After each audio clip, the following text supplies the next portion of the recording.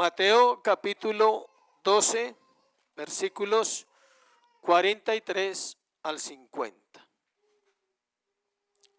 Dice así la escritura: cuando el espíritu inmundo sale del hombre, anda por lugares secos buscando reposo y no lo halla. Entonces dice: volveré a mi casa de donde salí, y cuando llega la halla desocupada, barrida y adornada. Entonces va y toma consigo otros 7 espíritus peores que él, y entrados moran allí, y el postrer estado de aquel hombre viene a ser peor que el primero. Así también acontecerá a esta mala generación. Note por qué se conectan los dos pasajes que están separados en su Biblia. Mientras él aún hablaba a la gente, he aquí su madre y sus hermanos estaban afuera y le querían hablar. Respondiendo él al que le decía esto, dijo: ¿quién es mi madre y quiénes son mis hermanos? Y extendiendo su mano hacia sus discípulos dijo: he aquí mi madre y mis hermanos, porque todo aquel que hace la voluntad de mi Padre que está en los cielos, ese es mi hermano y hermana y madre. Vamos a mirar este pasaje, ya oramos, entonces vamos a entrar de una vez en materia en cuanto a este pasaje. Y hemos llamado este sermón el problema de una reforma externa. El problema de una reforma externa. Estamos viviendo lo que muchos pueblos ya han vivido, y es un tiempo de reforma en la iglesia, lo cual, si no se enseña bien, va a causar problemas mayores en los siguientes años, y si el Señor no viene, quizás siglos. ¿Por qué? Porque no podemos centrarnos solamente en un movimiento, sino necesitamos mirar las escrituras, cómo es la reforma que Dios presenta en la Biblia para nosotros, y el gran problema de tener una reforma externa, donde lo que prima es la religión vacía, y donde lo importante es lo exterior y no lo interior. La obra de salvación es comparable con una reforma. Si alguien sabe de reformas, puede compararlo. Lo viejo tiene que ser ¿qué? Destruido para establecer lo nuevo. No basta con leer sobre la reforma, es necesario vivirlo. No basta con destruir algo que se quiere cambiar, es necesario implantar nuevos principios. Cuando se destruye lo que está dañado, es porque no sirve, porque está deteriorado, porque está arruinado, porque trae sufrimiento y porque hay resistencia en medio de esa reforma. Toda reforma demanda resistencia. Si es en lo físico, el maestro se encuentra con unas cosas que es difícil arreglar en una casa para reformar. Y si es en lo espiritual, hay una resistencia en el corazón del hombre a realmente ser reformado por dentro. Por fuera es fácil. Cambia de hábitos, viene a la iglesia, hace lo que le dicen, pero por dentro la reforma es lo que cuenta. El resultado de una reforma externa será una vida a medias, un cristianismo barato y un cristianismo liviano. Y el resultado de una reforma interna será una vida fortalecida en el poder del Espíritu, preparada para vivir en un mundo difícil y equilibrada en cuanto a lo que es el mundo y en cuanto a lo que es la vida con Dios. Al cerrar este capítulo 12 vemos que el Señor va a usar lo que ya hemos visto en pasajes anteriores para dar una enseñanza final a los fariseos y escribas, quienes tal como lo vamos a ver, se habían reformado en su exterior. Ellos son el vivo ejemplo de una reforma externa, de una reforma religiosa, pero su corazón era ¿qué? Pagano. Si usted lo duda, ahora lo vamos a demostrar que eran paganos. Y usted dice, pero ellos conocían a Dios, sí. Leían la Biblia, sí, pero eran paganos. Solo los paganos son homicidas, solo los paganos odian, solo los paganos querían matar ¿a quién? A Cristo. Se puede maquillar el cadáver, se puede vestir un esqueleto y se puede perfumar una vida y se puede llegar a un comportamiento aceptable para la sociedad. Todo esto lo puede usted hacer sin la ayuda de Dios. Todo eso lo puede usted hacer solo, sin la ayuda de Dios. Lo que usted no puede hacer y yo no puedo hacer es reformar un corazón nuevo, donde la obra de Dios se haga visible y donde realmente la iglesia pueda llegar a ser llamada los hijos de Dios.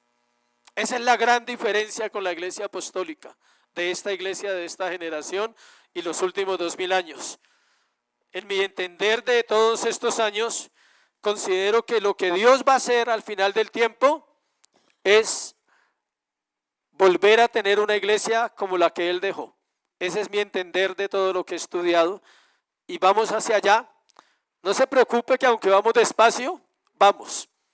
Espero que todos vayamos en el mismo bus, dicen por ahí, en el mismo tren, pensando de la misma manera. Entonces vamos a ver varias cosas hoy.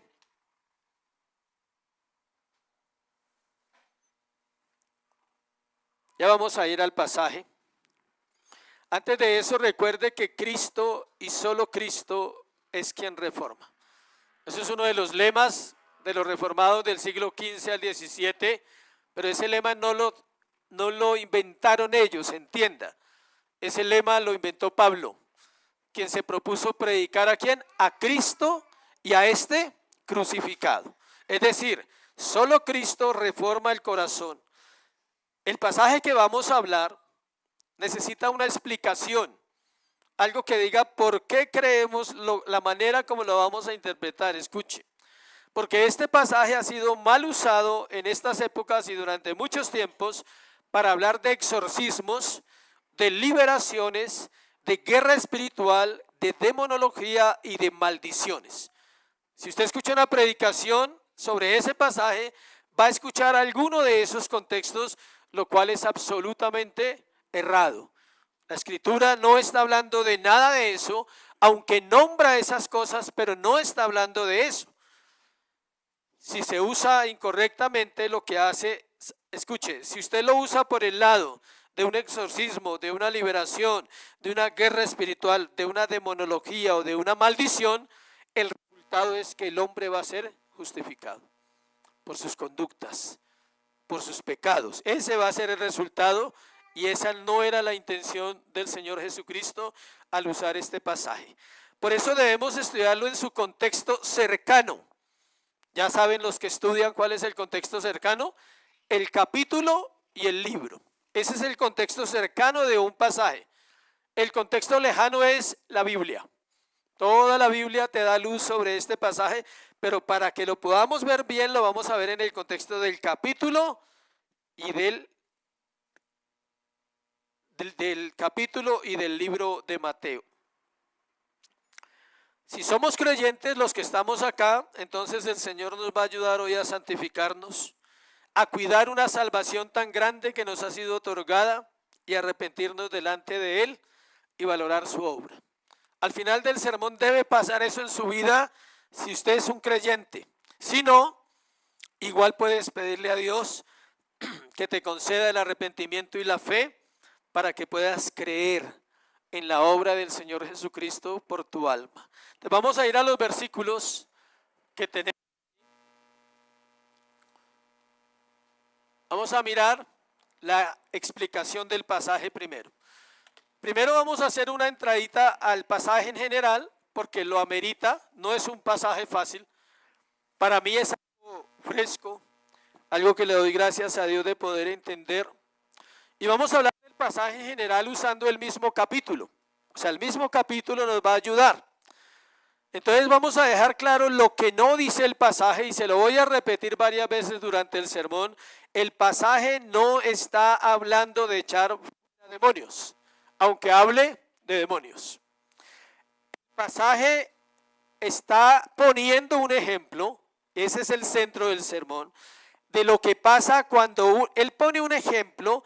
¿Qué pasa cuando un espíritu inmundo abandona una casa? Esa casa es el corazón. ¿Y qué pasa después cuando ese espíritu inmundo vuelve a esa casa, o sea, a ese corazón? y la encuentra limpia y desocupada, dice que viene a morar con otros 7, pero escuche, el secreto está en el versículo 45, léalo ahí. Ese es el centro de este pasaje. Así también acontecerá a esta mala, ¿qué dice ahí? Generación. Es decir, el Señor usa una parábola para dar una enseñanza mayor, la cual está en la última frase del versículo 45, y es que a esos líderes fariseos y a esos religiosos, si ellos no se arrepienten, les va a pasar exactamente lo que él está explicando que le pasó a un hombre que tenía un espíritu inmundo y lo echaron fuera, y luego vino porque no vivió para Dios, y el final de ese hombre fue ¿qué? Peor. Entonces, eso es lo que está diciendo el Señor. En esta frase está la interpretación correcta del pasaje, porque la historia corta que cuenta el Señor acerca del espíritu inmundo que sale de un hombre es para mostrarle a los fariseos y escribas que ellos van a terminar así. Es decir, van a ser peores cada día. Y ahorita lo va a entender por qué. Porque la reforma externa no te hace mejor, te hace peor. Te hace más prejuicioso, te hace más severo con los demás, te hace más hipócrita, te hace más falso con Dios. La reforma externa hace eso. Y la reforma interna, ¿qué hace? Lo opuesto, te humilla, te lleva a conocerlo, te lleva a desearlo, te lleva a querer vivir solo para darle ¿qué? Gloria y honra.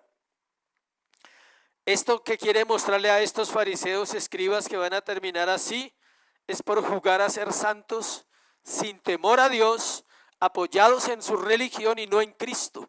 Ellos estaban apoyados ¿en qué? En sus tradiciones, en su sistema religioso y no en Cristo. Lo rechazaron todo el tiempo. Pensaban que sabían algo cuando no sabían nada. Estaban estableciendo sus propias normas, olvidando la palabra de Dios y lo que ella demanda. Todo eso lo vamos a explicar ahorita, no se preocupe. Entonces, este pasaje no es para hacer doctrinas de demonios, ni para hablar de guerras espirituales, y mucho menos, escuche, para sostener que un cristiano puede tener demonios, lo cual es imposible, porque a la luz de las escrituras, las tinieblas no pueden habitar con la luz. Leamos un pasaje antes de entrar a la otra parte. Primera de Corintios 6, para que usted entienda que no puede haber comunión entre la luz y las tinieblas. Primera de Corintios 6, versículo 14 en adelante. Y Dios que levantó al Señor, también a nosotros nos levantará con su poder. ¿No sabéis que vuestros cuerpos son miembros de Cristo? Quitaré los miembros de Cristo y los haré miembros de una ramera, de ningún modo. ¿O no sabéis que el que se une con una ramera es un cuerpo con ella? Porque dice, los dos serán una sola carne. Porque el que se une al Señor, un espíritu es con él. Huid de la fornicación, cualquier otro pecado que el hombre cometa está fuera del cuerpo, mas el que fornica contra su propio cuerpo peca. ¿O ignoráis que vuestro cuerpo es templo del Espíritu Santo, el cual está en Dios, el cual tenéis de Dios y que no sois vuestros? Él compara cómo puede vivir, escuche, cómo puede vivir un demonio en alguien que ha sido salvo. Es imposible. Cualquier doctrina que trate de mostrar lo contrario es una doctrina errada. ¿Por qué? Porque en el momento en que Cristo viene a morar en una vida, no pueden haber demonios allí. Los pasajes lo muestran por todos lados. Cada vez que los demonios se encontraban con Cristo, lo reconocían. Entonces imagínense que usted sea cristiano y Cristo viva en su corazón. ¿Cómo es posible que Él va a tener comunión con demonios en su corazón? No es posible. Hay libertad total. El problema es que el cristiano no sabe vivir en esa libertad. Y para eso debe aprender. Vamos a la segunda parte, esa era la explicación del pasaje. Vamos a ver dos partes, la reforma sin relación y luego vamos a ver una reforma con relación en el segundo pasaje. Entonces la primera parte es el primer pasaje que usted tiene ahí, del 43 al 45, y la segunda parte es del 46 al 49. Entonces una reforma sin relación. Nada es más peligroso que el conocimiento doctrinal sin el cambio del corazón. Esto ha destruido los mejores hombres de este mundo, ha hecho que muchos pastores fallen, ha hecho que muchos cristianos caigan. ¿Por qué? Porque es un conocimiento no más, sino un cambio interno. Nunca ha habido un grupo de personas más comprometidas con la conducta que los fariseos. Nadie en la tierra ha sido como ellos. Casi perfectos a los ojos de los hombres. Pero tampoco ha habido un grupo de personas más alejadas de Dios por pensar que eran moralmente buenos. Esta parábola es para aquellos que el Señor había desenmascarado. Vamos a ver cómo los desenmascaró en el mismo capítulo 12, versículo 25. En el mismo capítulo los desenmascaró, versículo 25. Sabiendo Jesús los pensamientos de ellos, les dijo, ¿qué conocía de ellos? Sus pensamientos. Y les dijo, cuando lo acusaron de echar demonios en nombre de Satanás, él les dijo que era absurdo, porque Satanás no podía dividirse a sí mismo. Luego en versículo 34 les dice, generación de víboras, y lo explicamos.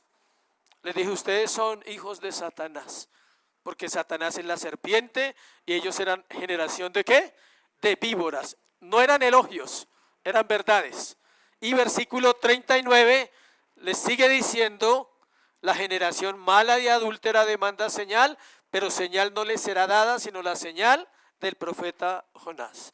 Estos tres versículos nos dejan ver quiénes eran los hombres a los que el Señor les está dirigiendo, ¿qué? La parábola. Es una parábola lo que Él les va a decir. ¿Qué es una parábola? Alguien de pronto no sabe, nos toca siempre recordarlo. Una parábola es una ilustración que se usa para enseñar a través de una historia que contiene principios espirituales que están escondidos en la parábola. Estos hombres, como no tenían una relación con Dios, eran simplemente religiosos. ¿Conocían la Biblia? Obvio. ¿Cuál Biblia? El Antiguo Testamento. Se lo sabían de memoria, ¿sí sabía? De memoria hasta Malaquías. ¿Quién se sabe la Biblia de memoria un capítulo al menos largo? Nadie en esta época. De los 6 a los 12 años tendría que aprenderse la ley. De Génesis a Deuteronomio. De los 12 a los 18 tenía que aprenderse toda la segunda parte hasta los profetas y luego de los 12 a los 30 tenía que aprenderse hasta Malaquías. Y podría ser un rabino, un maestro, un fariseo o un escriba. Y uno escasamente se sabe, el Señor es mi pastor y nada me faltará. Sí, conocían la Biblia, por eso es el peligro de conocer la Escritura y no vivirla, de conocerla y no amarla, de conocerla y no temerle al Señor. Pero Él los tenía bien ubicados. Con esos tres versículos era el Google Maps del Señor. Ubicados los tenía bien. El personaje central aquí, en el pasaje, es el espíritu inmundo. Ese es el personaje que vamos a mirar. No sabemos quién era el hombre, leamos el versículo 43. Cuando el espíritu inmundo sale del hombre, anda por lugares secos buscando reposo y no lo halla. Eso es interesante saber que no nombra a nadie, porque nos está diciendo que es una parábola. No es algo que quizás sucedió, pero es algo que el Señor sabe que sucede. Que si un demonio abandona una vida y esta vida no se regenera, va a terminar ¿qué? Peor. Tampoco sabemos cómo el demonio salió de él. Ahí dice, el término dice que sale, pero ahí no dice si lo echaron fuera, si se fue voluntariamente, si se cansó de estar ahí, si este hombre cambió. Algunos estudiosos dicen que pudo haber sido uno de los tantos endemoniados que el Señor liberó, pero no fue salvo. ¿Se acuerdan? Que los milagros no salvan, las sanidades no salvan, las liberaciones no salvan, Cristo salva. Dios liberta al hombre del pecado, pero el hombre debe permanecer en esa libertad. Acompáñenme a Gálatas 5:1 para que lo lea, lo guarde en su corazón. Ojalá se lo aprendiera, lo tuviera presente cuando va por la calle, por la casa. Estad pues firmes en la libertad con que Cristo nos hizo libres y no estáis otra vez sujetos al yugo de esclavitud. Estad libres. ¿Usted lee ahí que Dios lo va a liberar al creyente? No, una vez lo libera y a partir de ahí es que libre. Entonces Dios liberta al hombre, pero el hombre no sabe vivir en esa libertad. Sigamos en el pasaje. Después de salir del hombre, este demonio anduvo por lugares secos. Dice, buscando ¿qué? Reposo y no lo halla. Al ser espíritus, los demonios no necesitan comida, ni agua, nada, como los seres humanos. Ellos no comen, no duermen. O sea, si no duermen no son perezosos. Pero algunos parecen que tuvieran ese espíritu, pero no es un espíritu. Es un pecado de la carne. No hay espíritu de pereza para que usted le eche la culpa a ese espíritu de su pereza. Es la obra de la carne. Es su carne que es perezosa, es la mía que es perezosa también a veces. Al ser espíritus, entonces, no comen, no duermen.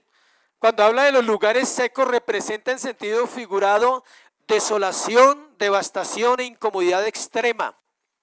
No hay demonios flotando en el aire, entienda eso, por favor. Todos viven en una casa y esa casa se llama ser humano. Viven en las personas. No están en las paredes cuando el líder llega a mirar y dice que hay uno en la pared. No está ahí, por favor. No está en el cuadro del Sagrado Corazón, por favor, respete la religión, ¿sí? No está. No está en la droga, no, él no está. Está en personas. Viven en personas, necesitan vivir en personas. ¿Para qué? Para disfrutar algo de su miseria porque están ¿qué? Condenados. El Señor no está dando una clase de demonología, está hablando de Israel a través de esta parábola. Está diciendo de cómo Juan el Bautista vino y lo rechazaron y está diciendo de cómo el Hijo de Dios viene y lo rechazan. Eso está diciendo él a los fariseos. 11, siempre que no nombre el capítulo es porque es en el mismo libro. 11, 18, 19. 11, 18, 19. Porque vino Juan que ni comía ni bebía y dicen demonio tiene, ¿sí ve? Está asociado al pasaje que estamos mirando. Vino el Hijo del Hombre que come y bebe y entonces dicen que es un hombre comilón y bebedor de vino, amigo de publicanos y de pecadores, pero la sabiduría es justificada por sus hijos. Nada le sirve. Al religioso nada le sirve. Él solo quiere una reforma externa, él solo quiere a su manera, como él lo ve, como él entiende el cristianismo, como él entiende la Biblia. No le sirve si le explican, no le sirve si no le explican. Él simplemente no le sirve ni Juan ni Jesús. Imagínese, si a usted no le sirve Juan el Bautista, no le sirve nadie. Y si no le sirve Cristo, pues menos. A ellos no les servía nadie. Esos son de la escuela de usted no sabe quién soy yo en la época de Jesús. Son de esa escuela igualito a lo que vemos hoy. Lo que está diciendo el Señor a ellos y a nosotros es que la vida eterna va más allá de solo creer, demanda acciones. Esas acciones solo tienen un fin, la santidad para glorificar a Dios y la santidad sin la cual nadie verá al Señor. Demanda vivir en luz, demanda andar en amor, demanda amar a Dios, demanda amar al prójimo como a sí mismo. Esa es la reforma verdadera en el corazón de un cristiano. Demanda lo que el Señor pide en el Sermón del Monte. Si usted se quiere devolver en la tarde y leerlo, solo mire unas partes de Mateo 5. Lo que pide Él es lo que pide en el Sermón del Monte. Y ellos escaseaban eso. Ninguno tenía nada de eso. Bienaventurados, versículo 3 del 5. Los pobres en espíritu, porque de ellos es el reino de los cielos. De los fariseos no era el reino de los cielos. ¿Es de quién? De los pobres. Ya sabemos que es pobreza en espíritu, ¿cierto?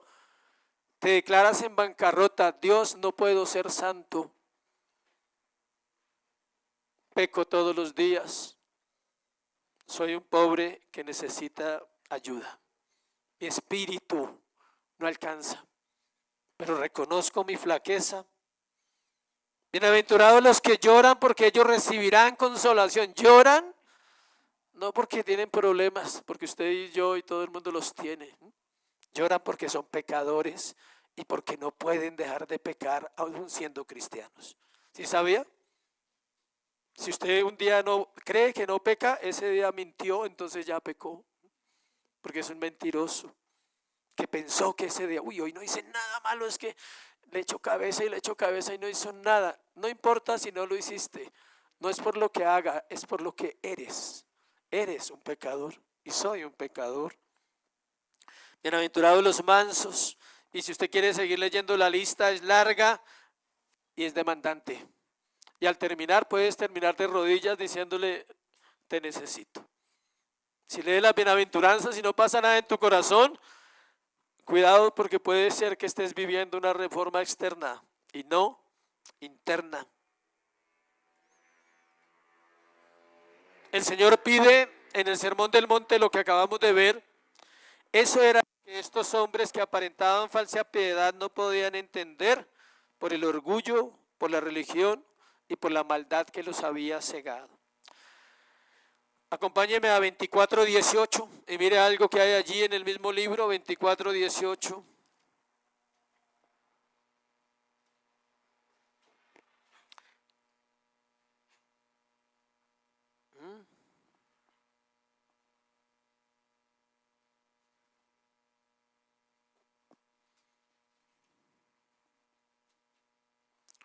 $24:18 no me coincide.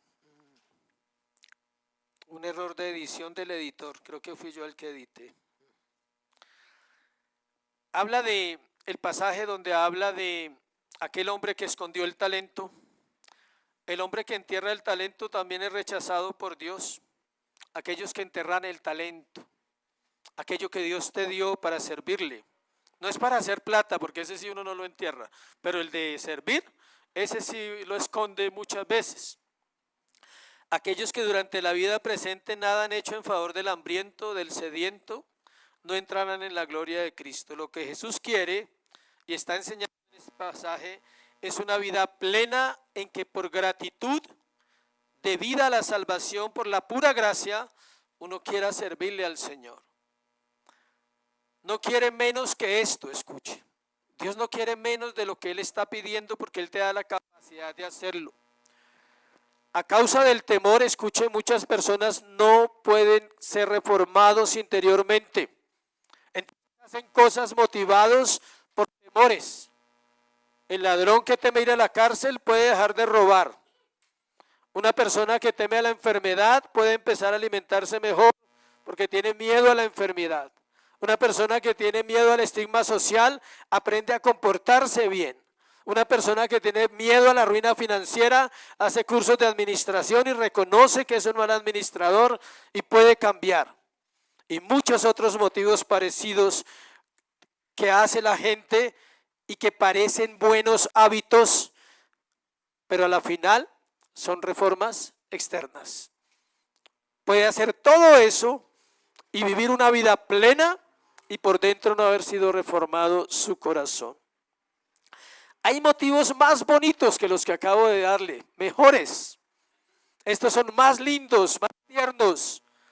Por el amor a mi cónyuge. Voy a cambiar por el amor a mi cónyuge, ¿sí?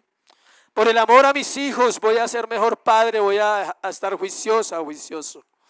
Pero la limpieza de sí mismo, por profunda y extensa que sea, o por cualquiera que fuera la motivación, nunca será permanente. Por dentro sigue sin reformarse. Es religión, es amor a sí mismo, es orgullo personal el que lo ha llevado a eso y no es Dios y su palabra. Es escuchar la radiografía que Dios da acerca de aquellos que rechazan la salvación. La rechazan porque sus corazones son como los de estos hombres de este pasaje. Pero vamos a leer esa radiografía en un pasaje que es la radiografía de aquellos que puede que anhelen reformarse, pero no quieren reformarse en realidad, como le pasaba a este grupo de personas. Romanos 1, padre, lee el pasaje. Ningún pasaje es largo para predicar ni para leer el domingo. Bueno, vamos a leer Romanos capítulo 1, porque es la palabra la que cambia su vida, no mi sermón. Es la palabra la que va a obrar en su corazón si ella quiere. Puede obrar poderosamente en usted. Romanos 1, 18 al 32 es la radiografía clara de esos hombres. La escribe un fariseo, perdón, un ex fariseo. Por eso conoce bien la naturaleza pecaminosa. Si alguien conoce bien la naturaleza pecaminosa, ¿es quién? Pablo. Pero sobre todo ese tipo de naturaleza de esos líderes, porque él era parte del Sanedrín también. Porque la ira de Dios se revela desde el cielo contra toda impiedad e injusticia de los hombres que detienen con injusticia la verdad. ¿Qué hacían ellos? Detener la verdad. ¿A quién querían detener? A la verdad viva, que es ¿quién? Cristo. Porque lo que de Dios se conoce les es manifiesto, pues Dios se lo manifestó. Ya conocían un poquito. Porque las cosas invisibles de Él, su eterno poder y deidad, se hacen claramente visibles desde la creación del mundo, siendo entendidas por medio de las cosas hechas, de modo que no tienen excusa. Mire lo que dice ahí, habiendo conocido a Dios. Ellos conocían la Escritura, conocían el Antiguo Testamento, no le glorificaron como a Dios ni le dieron gracias, sino que se envanecieron en sus razonamientos y su necio corazón fue entenebrecido. Profesando ser sabios se hicieron necios. Cambiaron la gloria del Dios incorruptible en semejanza de imagen de hombre corruptible, de aves, de cuadrúpedos y de reptiles. Israel, cuando termina el Antiguo Testamento, abandonó la idolatría a los ídolos físicos, al becerro de oro, a los dioses falsos, pero obtuvo una mayor idolatría. ¿Sabe cuál? A ellos mismos. Por eso el Señor les dice, vosotros dioses sois. Vosotros creéis que sois ¿qué? Dioses. Y aunque usted no lo pueda creer, eso no ha cambiado. Hoy el hombre quiere hacerse Dios. Quiere hacer su estilo de vida, quiere imponer sus normas de vida, quiere imponer cómo se le predica, cómo se le habla, quiere interpretar la Biblia como él quiere, porque quiere hacerse Dios sobre Dios. La criatura quiere gobernar al Creador y no se sujeta al Creador. Eso es Romanos 1. Por lo cual también, mire lo que pasa cuando usted se hace Dios. Por lo cual también Dios los entregó a la inmundicia en la concupiscencia de sus corazones, de modo que deshonraron entre sí sus propios cuerpos, ya que cambiaron la verdad de Dios por la mentira, honrando y dando culto a las criaturas antes que al Creador, el cual es bendito por los siglos. Amén. Por esto Dios los entregó a pasiones vergonzosas, pues aún sus mujeres cambiaron el uso natural por el que es contra naturaleza. De igual modo también los hombres, dejando el uso natural de la mujer, se encendieron en su lascivia unos con otros, cometiendo hechos vergonzosos, hombres con hombres, y recibiendo en sí mismo la retribución debida a su extravío. Las enfermedades producidas por el homosexualismo son las que se refiere ahí. Como ellos no aprobaron tener en cuenta a Dios, Dios les entregó una mente reprobada para hacer cosas que no convienen. Los fariseos tenían una mente reprobada. 29. Estando atestados de toda injusticia, fornicación, perversidad, avaricia, maldad, llenos de envidia, homicidios, contiendas, engaños y malignidades. Murmuradores, detractores, aborrecedores de Dios, injuriosos, soberbios, altivos, inventores de malos, desobedientes a los padres. Pone al mismo nivel la desobediencia a los padres que a los injuriosos, a los inventores, a los soberbios, a los altivos. Para los jóvenes, necios, desleales, sin afecto natural, implacables, sin misericordia. Y cierra diciendo, ¿quiénes? Habiendo entendido el juicio de Dios, ¿sí ve que lo entienden? Que los que practican tales cosas son dignos de muerte. No solo las hacen, sino que también ¿qué? Se complacen con los que las practican. Un pasaje largo, pero necesario para entender por qué el hombre no se puede reformar en el corazón, porque no quiere abandonar su propia vida. Veamos Juan 14, 23 para que baje un poquito el sermón. Juan 14, 23. habla de una palabra interesante. Dice, respondió Jesús y les dijo, el que me ama, ¿qué dice? Mi palabra guardará, y mi Padre le amará, y vendremos a él, y haremos morada con él. ¿Quién habitaba al hombre que está poniendo de ejemplo el Señor? Espíritus inmundos. ¿Quién habita a aquellos que rinden su vida a Cristo? El Padre, el Hijo y el Espíritu Santo. Muchos dicen que Cristo o que el Espíritu Santo, pero la Biblia nos dice que Dios mora en el corazón de los creyentes y mora completamente, porque el que tiene al Padre tiene al Hijo. Y el Espíritu de Dios es el Espíritu del Padre, es el Espíritu del Hijo, por lo cual Dios mora en el corazón de los creyentes.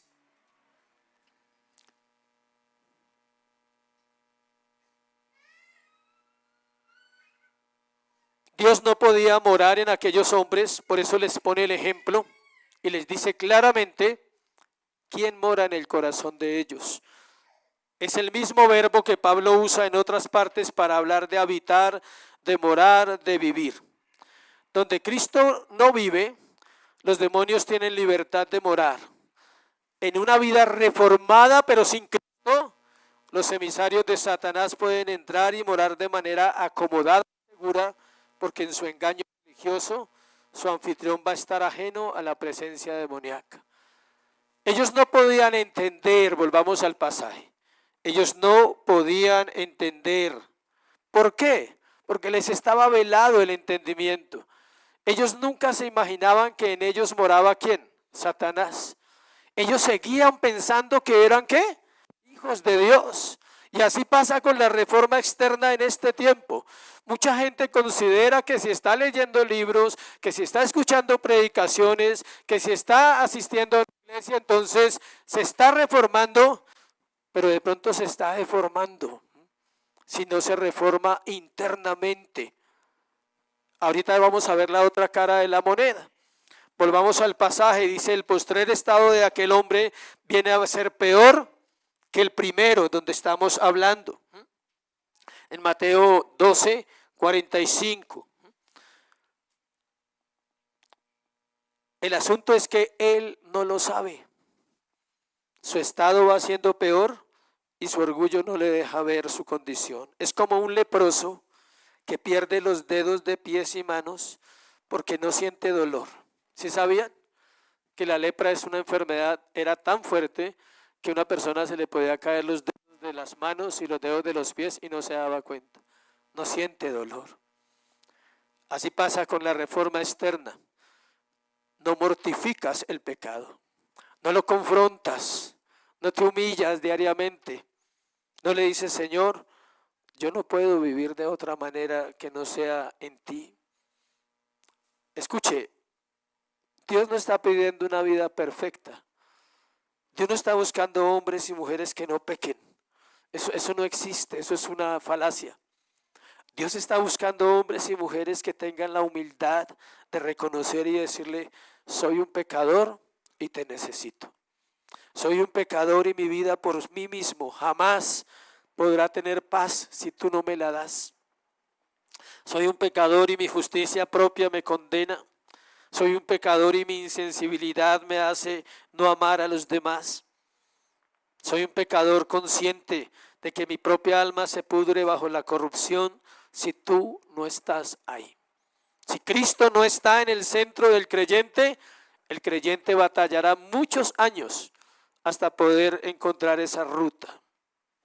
Una reforma sin relación produce que se reproduzca el carácter de esa iglesia, de esos cristianos, de esa generación, en otra generación que no va a cambiar.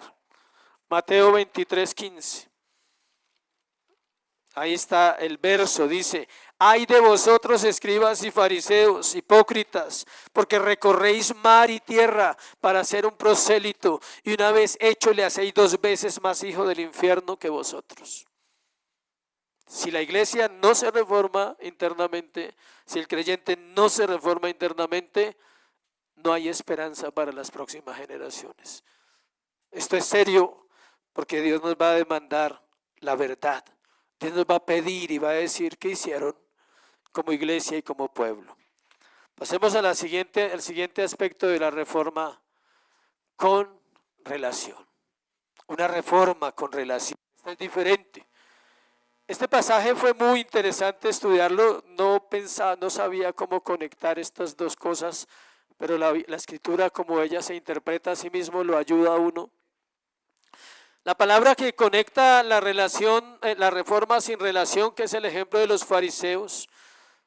Terminemos en versículo 45, así también acontecerá esta mala generación. Entonces cerremos esa parte antes de entrar aquí. Si ellos no se arrepentían y volvían a Cristo, iban a vivir exactamente el ejemplo que el Señor puso de ese hombre. Es decir, iban a ser peor de lo que ya eran. Y sus vidas iban a terminar o terminaron probablemente ¿dónde? En la condenación eterna. Ahora, en la palabra que conecta los dos pasajes, porque no nos manda a otro lado, sino dice, mientras él aún hablaba. ¿Qué estaba hablando? Esa historia. Les está contando esa historia y mientras está hablando la gente dice, he aquí su madre y sus hermanos estaban afuera y le querían hablar. La reforma no es un sistema de enseñanza de los siglos anteriores. La reforma sin una relación con Cristo hace peor al pecador, lo llena de conocimiento, lo hace más orgulloso porque ahora su conducta es mejor que los pobres perdidos, lo hace confiado de sí mismo, lo cual lo llevará a pecados más terribles de los que él considera terribles. Ahora ve a los demás así por encima y dice perdidos. No conocen escatología, no conocen soteriología, no conocen la confesión de fe, no conocen doctrina, pobres iglesias. No, hay que tener cuidado con eso es reforma externa. Versículo 46, el Señor en su sabiduría aprovecha cada instante para enseñar. Llega la familia a buscarlo y él dice, aquí puedo cerrar mi pasaje. Es oportuno para ilustrar la relación que deben tener aquellos que se llaman cristianos con Cristo. Es oportuna la relación y lo vamos a ver bien. El relato no dice por qué la familia del Señor estaba allí. Usted lee y dice que él estaba hablando, que llegó la mamá, los hermanos. Ahí no dice nada por qué estaban allí. Pero como la Biblia es hermosa, entonces vamos a Marcos 3:21, que allí sí nos dice por qué. Marcos 3:21-22, o nos da un poquito más de luz. Marcos 3:21-22. Cuando lo oyeron los suyos, o sea, sus familiares, vinieron para prenderle, porque decían, está fuera de sí. La familia de Jesús venía para llevárselo porque decía, se le corrió. Está mal el Señor. Por eso están allá. Ellos no están allá para apoyarlo, para decir, Él es el Mesías, Él va a salvar a la humanidad, arrepiéntanse. Ellos están allí porque también están, ¿qué? Dudando. O sea, tranquilo que si su familia dude, no se preocupe. Dudaron del Mesías, no se preocupe por eso. Pero los escribas que habían venido de Jerusalén decían que tenía Belcebú y que por el príncipe de los demonios echaban fuera a los demonios. Claro, llega la información a María y a los hermanos de Jesús y se preocupan, dicen, ¿por qué se preocupan? Porque ellos sabían lo que era una acusación de blasfemia. Ellos sabían que cualquier persona que fuera acusada de blasfemia en el sistema judío debía morir. O lo apedreaban, o lo crucificaban, o lo ahorcaban. Y ellos están preocupados. ¿Quiere conocer los nombres de los hermanos de Jesús? 13:55, ahí están los nombres de los hermanos. ¿No es este el hijo del carpintero? ¿No se llama su madre María y sus hermanos Jacobo, José, Simón y Judas? ¿No están todas sus hermanas con nosotros? ¿De dónde pues tiene todas estas cosas? Nos da más luz. No nos dice que estaban las hermanas allí, pero sí nos dice que habían 4 hombres que se llaman ¿cómo?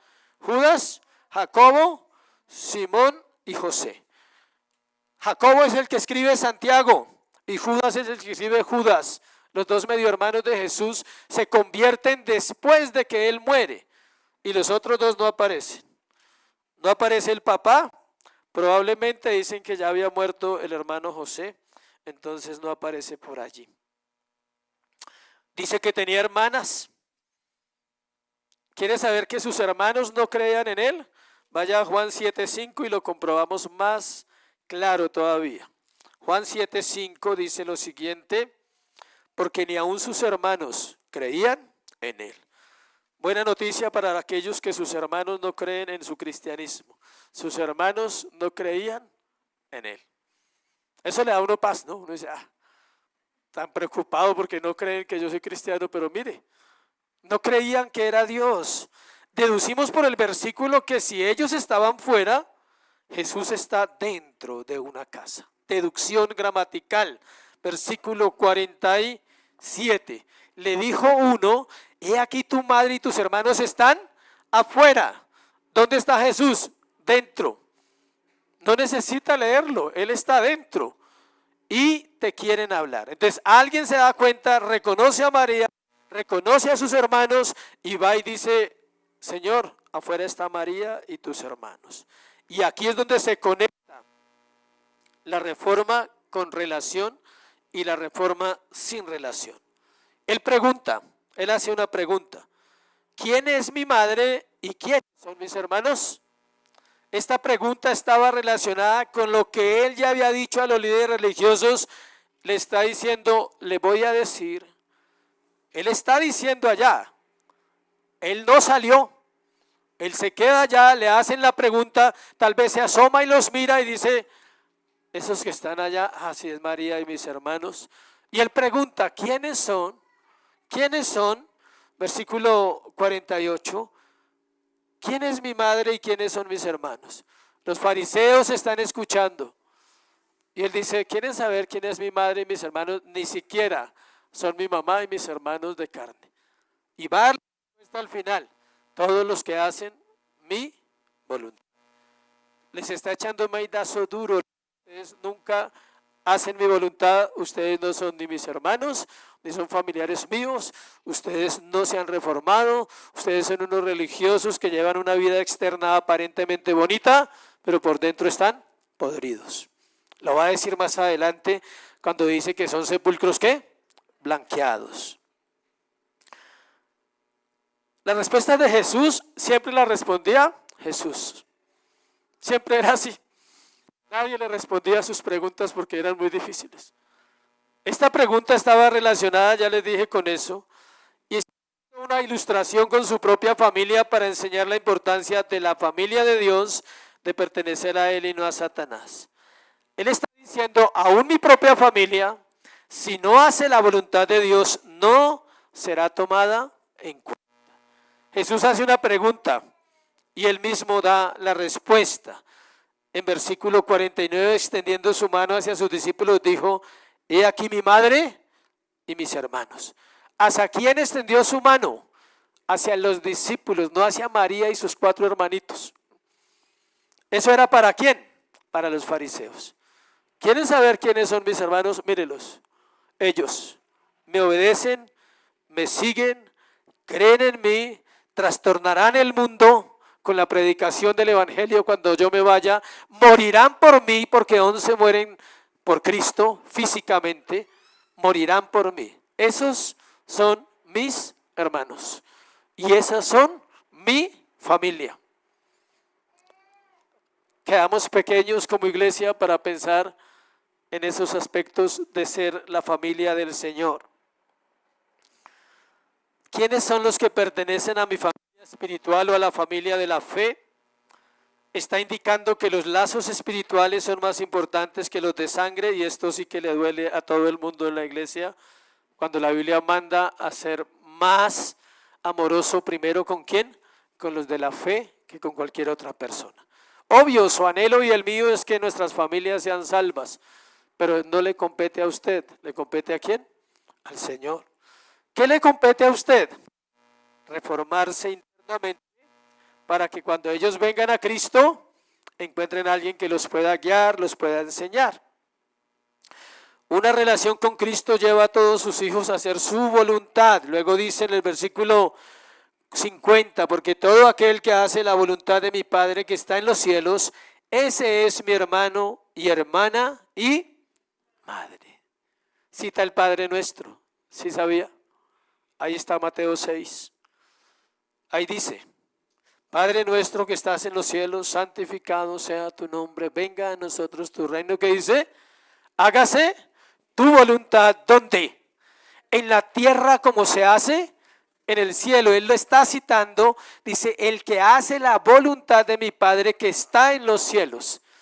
En el cielo no hay desobediencia, no hay desobediencia.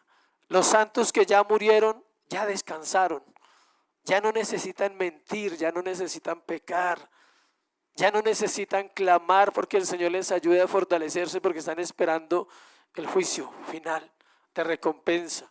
Los ángeles menos, eso sí es que no conocen nada de pecado. Acá es donde está la lucha para hacer la voluntad del Señor. La respuesta que está dando él a su misma pregunta es para confrontar, lo que vimos en el pasaje anterior. Dios no quiere una religión vacía, iglesia. Dios no quiere moralismos baratos. Dios quiere obediencia. Él quiere que se haga su voluntad en la tierra como se hace en el cielo.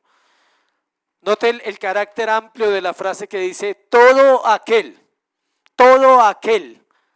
más allá de los discípulos, todo aquel que viene a Cristo y se convierte, hará la voluntad de Dios. Le costará, sí, le va a costar muchas veces, pero va a terminar, ¿qué? Haciéndola. Se refiere al blanco, al negro, al varón, a la mujer, al joven, al rico, al viejo, al pobre, al esclavo, al libre, al educado, al analfabeta, tomados del mundo de esta tierra para ser hijos de Dios. Vamos a terminar con unas aplicaciones del pasaje del sermón de hoy. El legalismo es opuesto a la reforma verdadera. Si hay algo de lo cual han tildado a los reformadores, ¿es de qué? Legalistas. ¿Por qué los tildan de legalistas? Por los himnos.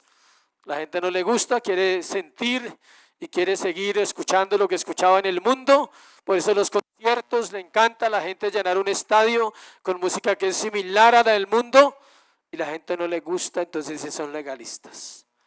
Son legalistas porque leen la Biblia. Pero el legalismo sí existe. Tenemos que decirlo con dolor, pero el legalismo sí existe en los sistemas reformados.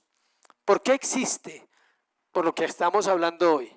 Porque los creyentes vienen y se reforman de manera ¿qué? Externa. Les gusta la doctrina, les gusta la predicación.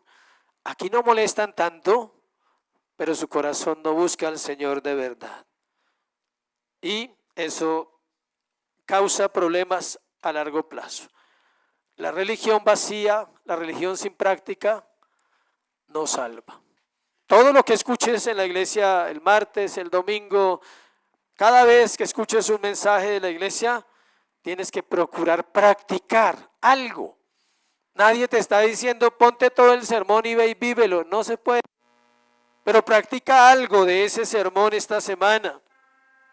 Por lo menos dice: hoy reconocí que soy un reformado externo, amén, está bien. Y voy a orar y voy a pedirle a Dios que comience esa reforma interna.